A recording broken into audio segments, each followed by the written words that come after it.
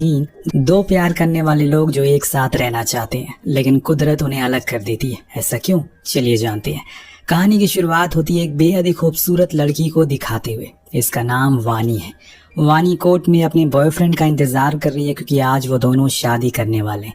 इसी इंतजार में वो आसपास के कई प्रेमी जोड़ों को देखती है जो 7 जन्मों की कस्में खा रहे हैं और बहुत खुश हैं। यही खुशी वानी को भी महसूस करना है। यही सब सोचकर वो अपनी डायरी में कुछ लाइनें लिखती है।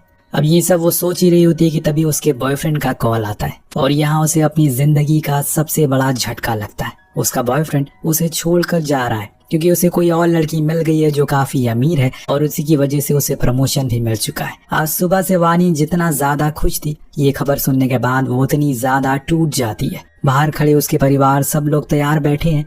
अब वो उन्हें क्या बोलेगी, और यही सब सोचते हुए वो बेहोश हो जाती है। उसी में दौड़ते हुए उसकी माँ आती है और उसे संभालती है। अब यहाँ से कहानी 6 महीने बाद शिफ्ट होती है। वानी अभी भी अपने बीते कल को भुला नहीं पाई है। हर रोज वो अपने बॉयफ्रेंड को याद करती है। उसकी माँ उसे समझाती है कि बेटा, हमें जिंदगी में आगे बढ़ना पड़ता है, यही जिंदगी का वसूल है। अब यहाँ से वो रेडी होकर अपने पिता के साथ एक इंटरव्यू के लिए जा रही है। अब वो उदास होकर कार में बैठी रहती है कि तभी बाइक पर एक लड़का दिखता है उसे। ऋषि कपूर, हमारा लीड हीरो, जो बिंदास होकर बिना हेलमेट के सिगरेट पीते हुए बाइक को भगा रहा है और ये बेपरवाही वानी को उसकी तरफ खींचने लगती है। वो सीधा एक न्यूज एजेंसी में पहुंचती है जो सेलिब्रिटीज की गॉसिप और उनके इंटरव्यूज पर न्यूज छापते हैं। वानी का इंटरव्यू होता है और उसे एक मशहूर सेलिब्रिटी का इंटरव्यू लेने के लिए कहा जाता है, लेकिन उसे खुद ही उसे अप्रोच करना होगा, यही उसका टास्क है। अब वो ऑफिस से निकल रही होती है कि तभी उसकी मुलाकात पहली बार ऋषि से होती है, जो उसे उसकी डायरी देते हुए कहता है कि वो नीचे भूल गई थी।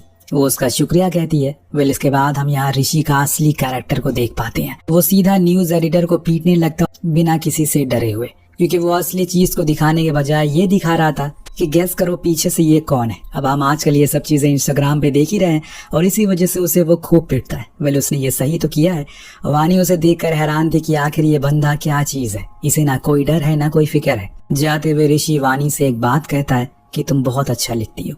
उसे जाते हुए देखकर वानी उसमें कहीं खो सी जाती है। अब यहाँ ऋषि सीधा पहुंचता है अपने दोस्तों के पास और यहाँ भी उसकी उनसे झड़प हो जाती है क्योंकि उसके एक दोस्त के गाने ने सारे राइट्स अपने नाम ले लिए, जबकि गाना ओरिजिनल ऋषि ने गाया था। अब यहाँ से सीधा वो पहुंचता है एक इवेंट पर जहाँ वो एक बहुत ही अच्छा गाना गाता है और उसके बोल लिखे थे वानी ने, क्योंकि ऋषि ने उसकी डायरी से वो बोल पढ़ लिए थे। ये गाना सुनते ही सभी लोग खुशी से झूम उठते हैं। इधर दूसरी तरफ फिर से अपनी डायरी में कुछ लिखने की कोशिश करती हुई वानी, लेकिन उसका अतीत उसे फिर से रुला देता है। कहानी आगे बढ़ती है। यहाँ हम एक और कैरेक्टर से मिलते हैं जिसका नाम है किवी, जो कि ऋषि का बहुत ही अच्छा दोस्त है। वो उसके लिए सारे इवेंट को अरेंज करता और पैसे भी लगाता है, जो कि उसी की कॉलेज की फीस होती है। अब दोस्तों, एक बार फिर से वो उसके लिए एक मौका लेकर आया है जिससे वो अच्छे पैसे बना सकता है। ये दोनों सीधा पहुंचते हैं हिप हॉप स्टार प्रिंस के पास, जिसे कि एक फ्रेश गाना चाहिए, एक नया कंपोजर चाहिए और इसीलिए उसका इवेंट मैनेजर विनीत ऋषि से डील करता है। वो उसके लिए गाना गाएगा और इसके बदले वो उसे अच्छे पैसे मिलेंगे। उसे गाने में फ्यूचर भी करने का मौका मिलेगा। अब ऋषि को ये डील अच्छी लगती है, इसीलिए वो डन कर देता है। तभी उसे फैंस में वानी दिखती है जो अंदर आने की कोशिश कर रही है। ऋषि उसके पास जाता है और वानी उसे देखकर पहचान जाती है। अब वानी को भी अपनी जॉब के लिए प्रिंस का इंटरव्यू तो चाहिए था, लेकिन विनीत जो कि प्रिंस का मैनेजर है वो उसे भाव तक नहीं देता। तो वानी बेचारी वहीं अकेली खड़ी रहती है। उसे अकेला देखकर ऋषि उसकी डायरी से लिखे हुए गाने को गाता है और सभी का ध्यान अपनी तरफ खींच लेता है। और अब प्रिंस को भी ये गाना बहुत पसंद आने लगा है, लेकिन ये गाना अधूरा था। इसे पूरा सिर्फ एक ही इंसान कर सकता है और वो है वानी। अब यहाँ वानी को भी प्रिंस का इंटरव्यू मिल जाएगा और ऋषि को भी गाना, इसीलिए ये दोनों डिसाइड करती है कि एक साथ दोनों मिलकर काम करेंगे। लेकिन वानी की कुछ शर्तें हैं, जैसे वो 8:30 बजे के बाद काम नहीं करेगी और उसे स्मोकिंग से परेशानी है। उसकी दोनों बातें ऋषि मान लेता है। अब दोनों वहीं बैठे थे और ऋषि उसे आगे की लाइन पूछता है, लेकिन वानी कहती है कि उसे वो लाइन याद नहीं, उसने पेज को फाड़ दिया। अब ऋषि को ये सुनकर गुस्सा आ जाता है कि आखिर वो पेज क्यों फाड़ती है, वो गाना अब कैसे गाएगा। लेकिन वानी को कुछ भी याद नहीं है। वो उसे फिर से गाने को लिखने के लिए कहता है, लेकिन वानी गुस्सा हो जाती है क्योंकि इस बंद जगह पर वो सोच ही नहीं पा रही है तो गाना कैसे लिखेगी। और इसीलिए ऋषि उसे अपनी फेवरेट जगह पर लेकर जाता है, जो कि कॉलेज का प्लेग्राउंड था। ऋषि अपने सारे गुस्से को निकालने के लिए एक गेम खेलता है, क्रिकेट, और वानी को भी समझाता है कि तुम्हें भी ये ट्राई करना चाहिए, लेकिन वानी ये सब नहीं कर सकती। अब ऋषि अपने सपने के बारे में उसे बताता है कि वो एक रॉक स्टार बनना चाहता है, जिसके गाने सुनकर दुनिया पागल हो जाए, हर कोई उसका दीवाना हो जाए, उसके पास फेम हो, पैसा हो। ये सब सुनकर वानी को सच में उसके अंदर एक स्टार दिखता है और वो उसके लिए गाने को लिखना शुरू करती है। लेकिन अब 8:30 बजने वाले हैं, इसीलिए वो उसे अपनी जैकेट से बांधकर बाइक पर बैठा लेता और भगाते हुए उसके घर पर ले आता है। लेकिन जाने से पहले वो उसका हाथ पकड़ता और कहता है कि अभी मेरे पास कुछ समय है, और जैसे ही 8:30 होते हैं वो वहां से चला जाता है। अब धीरे धीरे करके वानी को ऋषि का साथ पसंद आने लगा है। वो अपने दुख भरे अतीत को भूलने लगी है और यही तो वो चाहती थी। दोनों साथ में हर जगह घूम घूम कर गाने लिखते हैं और फाइनली गाना पूरा हो जाता है और सभी लोग साथ में मौजूद थे। अब दोस्तों, प्रिंस को ये गाना बहुत पसंद आता है, लेकिन उसका ऑर्गेनाइजर विनीत वो कहता है कि गाना तो अच्छा है, लेकिन इसमें रैप कहाँ है? बिना रैप के प्रिंस गाना कैसे गाएगा? इसीलिए हमें इस गाने को छोड़ देना चाहिए और दूसरे आर्टिस्ट को ढूंढना चाहिए।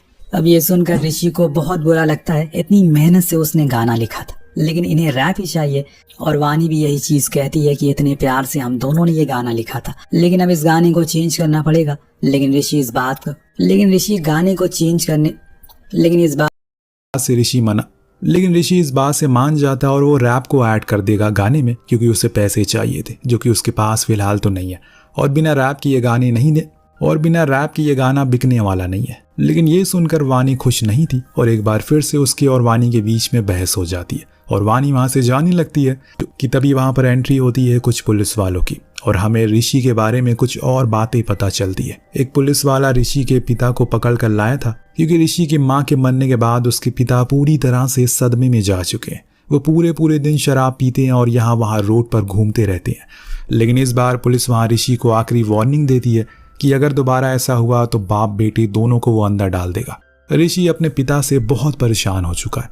एक तो उसका करियर कुछ सही नहीं चल रहा है, ऊपर से उसके पिता जो हमेशा शराब के नशे में रहते हैं। इन सब से परेशान होकर वो अपने पिता को जबरदस्ती पकड़ कर ले जाने लगता है और कहता है कि तुझे दारू पीनी है, जा पी दारू, मर जा, क्योंकि तेरे मरने से किसी को कोई फर्क नहीं पड़ता।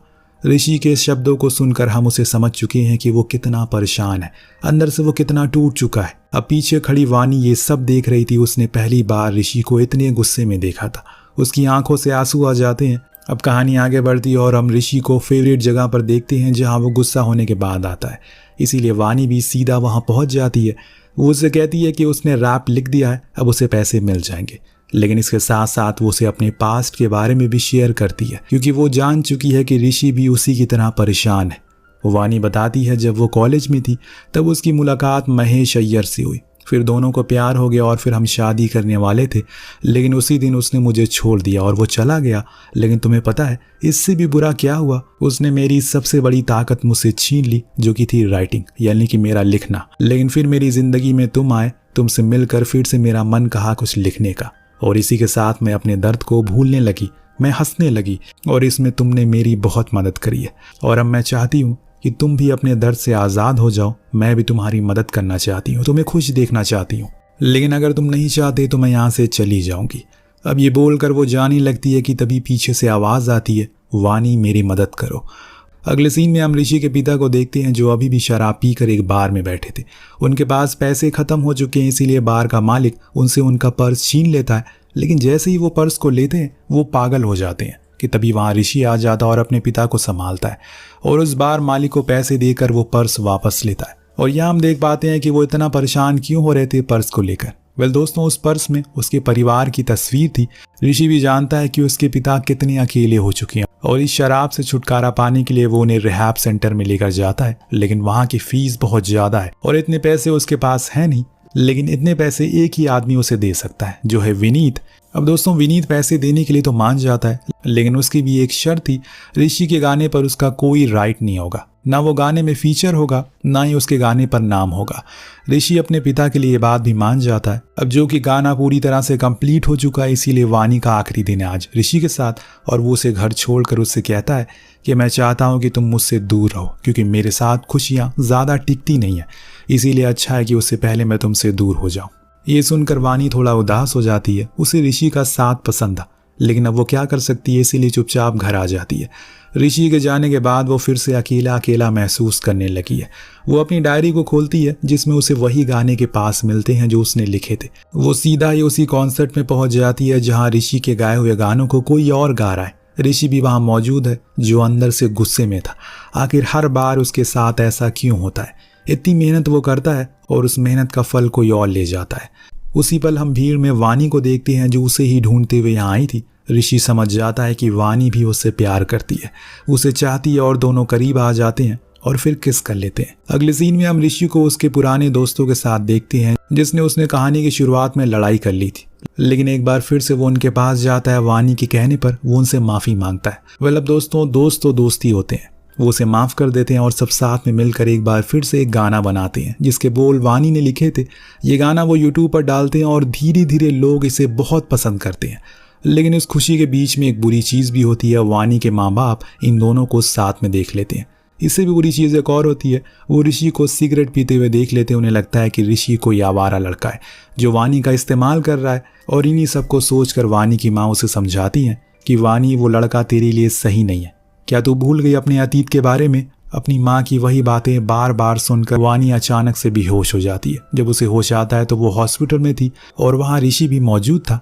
डॉक्टर कहते हैं कि सब कुछ नॉर्मल है, लेकिन आप वानी को एक बार न्यूरोलॉजिस्ट को दिखा दीजिए, यानी कि सर के डॉक्टर को। अब जो वानी ठीक थी इसीलिए ऋषि उसे मिलने के लिए जाता है, लेकिन तभी उसकी माँ उसे रोकती है और कहती है कि अगर तुम सच में वानी से प्यार करते हो तो उससे शादी कर लो, अगर नहीं करते तो अभी इसी वक्त उसे छोड़कर यहाँ से चले जाओ, क्योंकि तुम्हें बहुत सारी लड़कियां मिल जाएंगी, लेकिन वानी को सिर्फ वही चाहिए जो उसे दिल से प्यार करता हो। ये बातें सुनकर ऋषि का दिल चूर चूर हो जाता है। वो रूम में जाता है और सीधा वानी से कहता है कि वो उससे शादी करना चाहता है, लेकिन वानी उसे समझाती है कि शादी कोई मजाक नहीं है, मुझे अभी तुम्हारे साथ वक्त गुजारना है, तुम्हें अपना बनाना है। और ये सुनते ही ऋषि उसे गले से लगा लेता है। वेल, कहानी आगे बढ़ती है और हम जान पाते हैं कि जो गाना ऋषि ने रिकॉर्ड करके यूट्यूब पर डाला था वो बहुत ज़्यादा वायरल हो चुका है। हजारों लोग उसे मिलना चाहते हैं, इसीलिए वो सीधा उनसे मिलने पहुंच जाता है। वहां हर तरफ लोग ऋषि के बारे में जानने के लिए बेताब थे।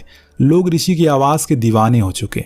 आज पहली बार उसे अपनी कामयाबी का एहसास होता है और यही तो वो चाहता था। इधर दूसरी तरफ वानी एक न्यूरोलॉजिस्ट के पास जाती है जहाँ सभी चीज़ें नॉर्मल थी, लेकिन तभी डॉक्टर नोटिस करती है कि वानी चीज़ों को भूल रही है। जैसे आज की डेट, उसने कुछ देर पहले क्या बात की वो भूल गई, और यहाँ तक कि उसका भाई कितने साल का है वो ये भी भूल चुकी है। ये सब देखकर डॉक्टर को समझते हुए देर नहीं लगती कि वानी को क्या बीमारी है।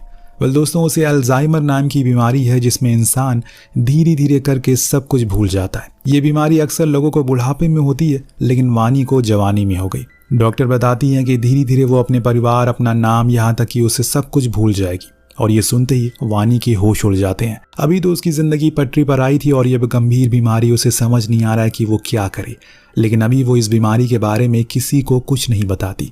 उसी रात ऋषि उसे मिलने आता है और सारी चीजें बताता है कि कैसे लोग उसके गानों के दीवाने हो चुके हैं, हर कोई उसके साथ काम करना चाहता है। ये सब सिर्फ उसकी वजह से हुआ है। वानी भी उसे अपनी बीमारी के बारे में बताना चाहती है, लेकिन वो उसे इतना खुश देखकर चुप हो जाती है। वो नहीं चाहती कि ऋषि उसे लेकर परेशान रहे। वो उसकी आंखों में आंसू छलक रहे हैं, लेकिन उसके मुंह सिले हुए हैं। ऋषि उसे लेकर कार पर चढ़ जाता और चिल्ला चिल्ला कर कहता है कि मैं तुमसे प्यार करता हूँ और हमेशा हमेशा के लिए करता रहूंगा। ये पल दोनों के लिए बहुत ही खास होते हैं। अगले सीन में हम वानी को ऑफिस में देखते हैं जहां उसकी मुलाकात उसके बीते कल यानी कि एक्स से होती है, महेश अय्यर, जो अब उसकी कंपनी में पार्टनर है। उसे देखते ही वानी को अपना वो कल याद आ जाता है जो हमेशा उसे दर्द देता है। और इधर दूसरी तरफ ऋषि की पॉपुलैरिटी बढ़ती जा रही है और अब उसे दूसरे शहर जाना है शो करने के लिए, मतलब कि वानी से दूर जाना है। वानी उसके लिए बैग पैक करती है, लेकिन पैकिंग के बाद वो दोबारा से उसका बैग पैक करने लगती है। ये सब उसकी बीमारी की वजह से हो रहा था, लेकिन ऋषि को समझ नहीं आ रहा है कि वानी को क्या हुआ है। वो उसे पूछता भी है, क्या सब कुछ ठीक है वानी? और वानी उसे झूठ कहती है कि हाँ, लेकिन जाते हुए न जाने क्यों ऋषि को कुछ अच्छा नहीं लग रहा है। वो वानी के चेहरे को भांप लेता है कि जरूर कुछ तो बात है जो उसे वो छुपा रही है, और इसीलिए जाते जाते एक बार फिर से वो उसे पूछता है, वानी क्या तुम्हें कुछ हुआ है? लेकिन वानी इस बार भी कुछ नहीं बताती। अब यहाँ से वानी अपने ऑफिस की पार्टी में चली जाती है जहाँ उसकी मुलाकात एक बार फिर से महेश से होती है। वो वानी के करीब आने की कोशिश कर रहा था, अब जो कि वानी स्ट्रेस में है इसीलिए वो चीज़ों को और जल्दी भूल रही है। एक पल के लिए वो भूल जाती है कि वो ऋषि से प्यार करती है और अभी भी वो महेश के साथ ही है। और इसी का फ़ायदा महेश उठाने लगता है, उसे छूने लगता है, लेकिन तभी उसे सब कुछ याद आ जाता है। वो महेश के ऊपर खूब चिल्लाती है और शोर सुनकर महेश की गर्लफ्रेंड उसके पास आती है। सभी लोग वहाँ जमा हो जाते हैं और महेश उसे गार्ड से कहकर बाहर निकलवा देता है और उसे बहुत जलील भी करता है। यहाँ वानी बिल्कुल अकेले पड़ चुकी है। आज ऋषि को वो सबसे ज़्यादा मिस कर रही है, वो बहुत अकेला महसूस कर रही है। इधर दूसरी तरफ ऋषि बार बार उसे कॉल कर रहा है, लेकिन वानी तो अपना बैग कहीं भूल गई है, इसीलिए वो कॉल नहीं उठाती।